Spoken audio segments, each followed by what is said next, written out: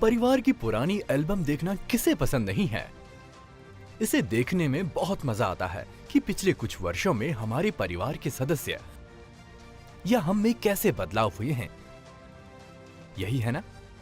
और हर बार जब हम पुरानी बातें याद करते हैं तो हमारे दादा दादी या माता पिता के पास उस तस्वीर के बारे में साझा करने के लिए एक दिलचस्प कहानी जरूर होती है। हमारी ही तरह हमारे आसपास के वातावरण का भी अपना एक इतिहास रहा है। जब भी हम हजारों साल पुराने खंडहर स्मारकों पर जाते हैं तो हमें उनकी कहानियों को सुनकर आश्चर्य होता है। हम इस बात से रोमांचित होते हैं कि उस जमाने में भी अपने जैसे लोग रहते थे। उनके पास भी अपने जीवन यापन के लिए घर और अन्य सुविधाएं रही होंगी जैसे कि अभी हमारे पास हैं। उनमें से कुछ लोगों ने इमारत बनाने के लिए योजना बनाकर घर का निर्माण किया होगा, लेकिन आज के समय में उपलब्ध उपकरणों और मशीनरी के बिना उन्होंने इमारत का कैसे निर्माण किया?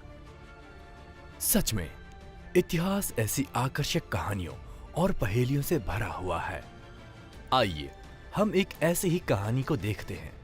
150 साल पहले कुछ रेलवे इंजीनियरों ने अनजाने में पंजाब में एक महत्वपूर्ण प्राचीन स्थल की खोज की जो अब पाकिस्तान का एक हिस्सा है।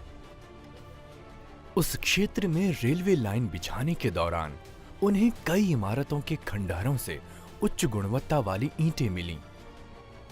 उन खंडहरों के महत्व को समझे बिना उन्होंने रेलवे लाइन बनाने के लिए उन पुरानी इमारतों से हजारों ईंटें ले ली, जिससे कई इमारतें नष्ट हो गईं। दिलचस्प है, लेकिन इस कहानी को कुछ देर के लिए अलग रख दें। क्या आपने कभी अलेक्जेंडर कनिंघम नामक व्यक्ति के बारे में सुना है? कोई बात नहीं, मैं आपको बता दूं। अलेक्जेंडर कनिंघम को व्यापक तौर से भारतीय पुरातत्व का जनक माना जाता है। घटना के लगभग 2 दशक बाद कनिंघम ने पंजाब में इसी स्थल पर संक्षिप्त रूप से खुदाई की। उन्होंने देखा कि प्राचीन स्थल से हटाई गई ईंटों की संख्या लाहौर और मुल्तान के बीच लगभग 100 मील रेलवे लाइन के लिए ईंटें बिछाने के लिए पर्याप्त थीं। बाद में दयाराम साहनी ने 1921 में इस स्थल पर बड़े पैमाने में खुदाई की और इस जगह का नाम हड़प्पा रखा गया, क्योंकि हड़प्पा खोजा गया पहला स्थल था। इसलिए तुलनीय संरचनाओं और अन्य वस्तुओं वाले सभी बाद के स्थलों को हड़प्पा नाम दिया गया। इस खोज के साथ पूरी दुनिया को उपमहाद्वीप के सबसे पुराने शहरों में से एक के रूप में प्रस्तुत किया गया, जो आज से लगभग 4700 साल पहले का है। वाह!